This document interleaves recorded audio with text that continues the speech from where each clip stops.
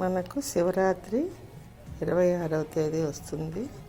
దానికి నేను అన్ని సేకరిస్తున్న పువ్వులు, ఉసిరికాయలు, నిమ్మకాయలు, జిల్లేడు పువ్వులు, నీలాంబరాలు, గన్నేరు, మల్లెలు, జాజులు,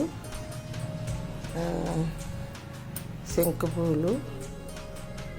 పువ్వులు, జిల్లేడు మొగ్గలు, కనకాంబరాలు, చామంతులు, గంధము, పసుపు ఎక్కువ శివునికి ఆరాధ్యం.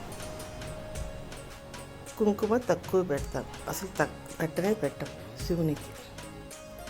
దాంట్లో మా వినాయకుడు వట్టివేళ్ళ వినాయకుడు. మా శివుడు ఆదివారం శివుడు పేపర్లో వచ్చిన శివుడిని పెట్టాను గుర్తు వేసుకునేందుకు. మనకు శివుని ఆశీస్సులు, గణపతి ఆశీస్సులు కంపల్సరీ ఉండాలి. శివరాత్రికి ఇలా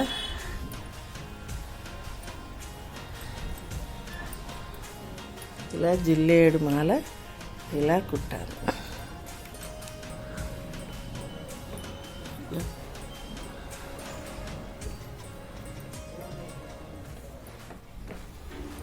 అలా తీసేసిన మగ్గల్లోని పూలతో ఇలా జిల్లేడు రేకులతో పూలు కట్టాను.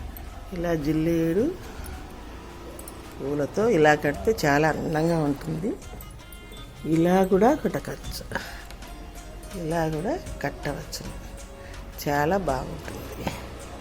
నేను ఇంట్లో పూజ చేయటమే కాక శివునికి అభిషేకానికి ఇస్తున్నాను కాబట్టి ఈ పూలన్నీ సేకరించి శివుని అభిషేకానికి కూడా ఇవ్వాలని ప్రయత్నం చేస్తున్నాను. ఉసిరికాయలు, వేపాకులు, కుంకుమ, గంధం, నిమ్మకాయలు, చామంతులు, కనకాంబరాలు, ఇలా చూడండి నేను ఎన్ని సేకరించినాను. ఇలా చేసి ఇలా తీసి దాంట్లో ఉన్న మగ్గలతో ఇలా మగ్గలతో ఇలా హారము కుట్టాలి. ఇలా హారము కుట్టాలి.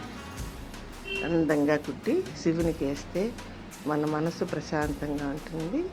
మన ఇంట్లో మన పిల్లలకు మనకు ఆయుర ఆరోగ్య ఐశ్వర్య ప్రాప్తి కష్టం.